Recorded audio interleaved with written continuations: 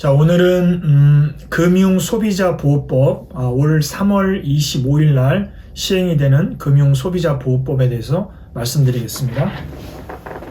소비자들을 보호하는 법이죠. 금소법 이렇게 얘기하는데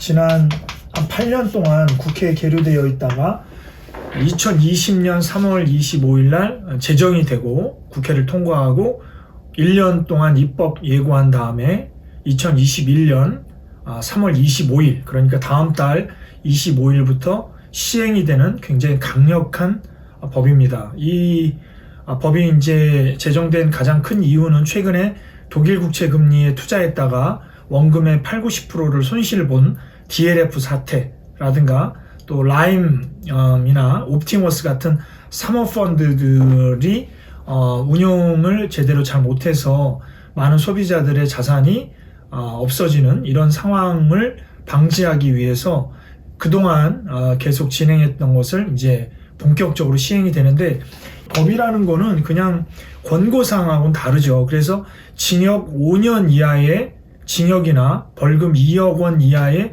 벌금을 맞게 돼 있고, 또 징벌적 과징금이라고 해서 보험이라든가 예금이라든가 투자 상품을 했는데 만약 이게 위법이라고 판단이 되면 과징금, 그러니까 보험료 받은 거 또는 투자금 받은 거에 50%까지 다시 과징금으로 내야 되는 그런 벌이 있고요.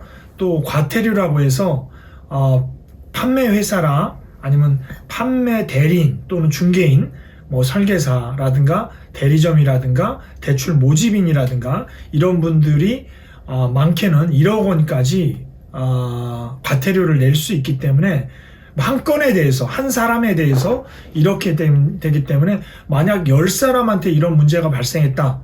그런데 각각 1억 원에 대해서 5천만 원에 대해서 과태료를 내야 되기 때문에 뭐 5천만 원 예를 들어 광고 규제를 잘못했다. 광고를 잘못했을 경우에 1인당 5천만 원에 대해서 과태료를 내게 되어 있는데 10건이 걸렸다. 그러면 5억 정도를 내게 되기 때문에 이거는 금융 판매업자로서는 굉장히 위험한 그런 법이 될 것 같습니다.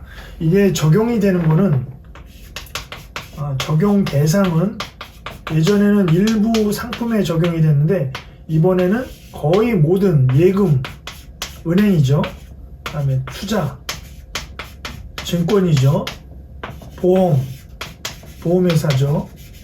그 다음에 대출, 이거는 뭐 은행, 증권, 보험이 전부 대출하니까 이런 4가지 상품에 대해서 2가지 형태로 나오겠죠. 하나는 금융 소비자가 있을 거고, 금융 소비자 입장에서는 어떤 문제가 있느냐, 금융 소비자. 그 다음에 금융 상품 판매업자 입장에서 아무래도 이제 금융 소비자를 보호하는 거다 보니까 금융 소비자도 알아야 될 권리가 있고, 또 반대로 더 긴박하게 지금 금융권들이 굉장히 지금 사시나무 떨듯이 떨고 있는 이유는 왜 그런지, 워낙 커다란 징계를 맞을 수가 있기 때문에.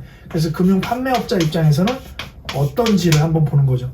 금융 소비자 입장에서는 제일 큰 게 청약 철회권이 강화됐어요. 청약 철회권. 그래서 만약에 어떤 이런 상품을 계약을 하고 나서 15일 이내에 청약을 철회할 수가 있어요. 계약이 없던 걸로 할 수 있는 거죠. 15일 이내에. 뭐 보험 같은 경우에는 계약을 한 날로부터 30일 이내에 청약을 그냥 철회할 수 있어요. 그러면 철회가 되는 거예요. 그 다음에 이제 더 강력한 게 뭐냐면 위법으로 계약을 했을 때 이거를 해지할 수 있는 권리가 있는데 이게 이제 굉장히 강력하죠.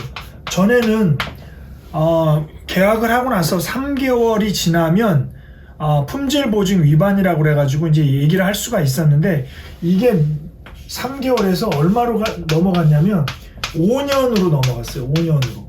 그래서 5년 안에 이게 위법이 됐다라고 생각을 되면 이 계약을 해지할 수가 있고, 그렇게 되면 그동안 냈던 보험료나 아니면 예금이나 투자금을 다시 받을 수가 있는 거죠. 그러니까 5년 동안 모든 계약이 이어지는 거기 때문에 판매하는 사람 입장에서는 5년 동안의 부담감이 있는 거고, 소비자 입장에서는 5년 안에 언제든지 계약을 해지할 수 있는 권리가 생겼다라는 거예요. 또 하나는 이 손해배상, 그러니까 이 금융 판매업자가 잘못했다라고 책임을 입증을 해야 되잖아요. 판매업자가 잘못했다, 뭐 녹취를 뜬다든가 여러 가지 형태로 잘못했다는 걸 알려야 되는데, 이거에 대한 입증 책임이, 손해배상 입증 책임이 전환이 됐어요. 배상 증거 입증을 하는 책임이 소비자에서 누구로 갔냐면 판매업자로 간 거예요. 판매업자로. 그러니까 판매업자가 우리가 제대로 팔았다라는 거를 증명을 해야 돼요. 그렇지 않으면 소비자가 위너가 된다, 이런 뜻이에요. 금융 판매업자 입장에서는 세 가지로 나눌 수 있죠. 판매업자, 즉 이제 은행, 증권, 보험회사를 말하는 거고, 두 번째는 대리 중개업자, 판매 대리 중개업자. 요거는 이제 대리점, 보험 대리점 같은 거 있죠. 그 다음에 설계사, 모집인, 대출 모집인, 이런 분들이 있죠. 그 다음에 이제 금융 상품 자문업자라고 있어요. 자문업자. 그러니까 우리나라는 이 금융소비자보호법이 만들어지면서 금융 상품 자문업이라는 게 생긴 거예요. 이건 무슨 말이냐? 금융 상품에 대해서 판매를 하지 않고, 판매하면 수수료를 받게 되잖아요. 커미션, 수당을 받게 되는데, 이분들은 이 금융상품 자문업을 시행하는 회사들은 금융상품에 대한 자문만 해주는 거예요. 어드바이스만 해주는 거예요. 그래서 돈을 받는 거예요. 그러면 이 금융상품 자문업자는 판매를 할 수 있느냐? 이 겸업이 금지돼 있다 이거예요. 겸업이 금지. 그러니까 파는 사람은 그냥 펀드를 팔든 보험을 팔든 팔기만 하고, 자문하는 사람은 자문만 해라, 이 얘기예요.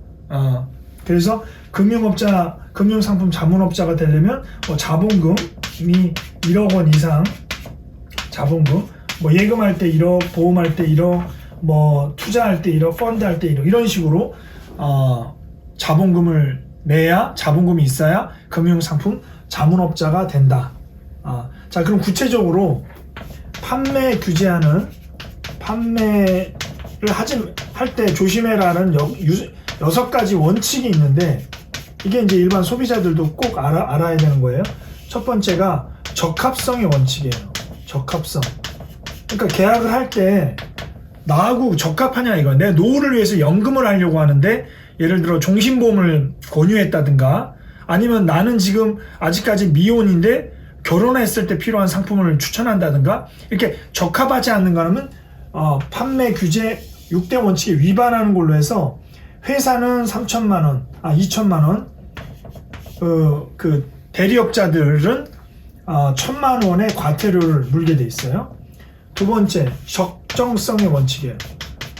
예를 들어 200만 원 버는 사람한테 100만 원 보험료를 내라든가, 아니면 위험한 상품은 전혀 투자하고 싶지 않은데 파생 상품에 투자한다든가, 이렇게 적정하지 않게끔 상품을 추천하면 이것도 2천만 원, 회사는 2천만 원, 개인 판매 대리업자들은 1,000만 원의 과태료를 건별로, 판매한 사람 건별로 물게 돼 있습니다.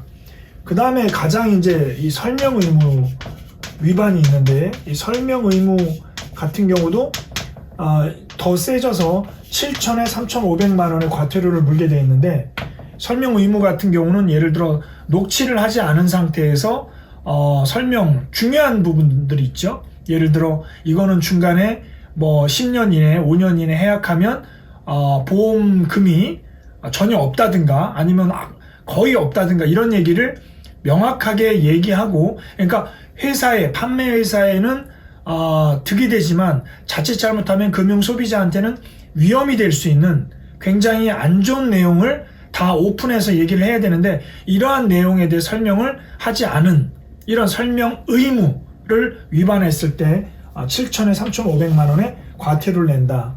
그 다음에 불공정 계약, 불공정 거래, 이런 거는 이제 예를 들어 은행에서 대출을 일으키면서 우리가 대출을 뭐 1억까지 해주니까 보험을 꺾기로 대출해주는 대신에 우리한테 보험을 들어달라, 이런 어떤 불공정 거래, 이런 거일 때에도 7천에 3,500만 원의 과태료를 물게 돼 있고요.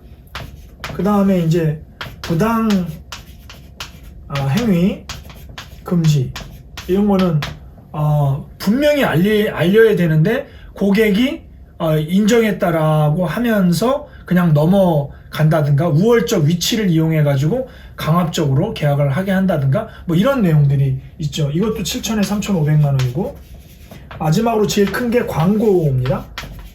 광고 규제.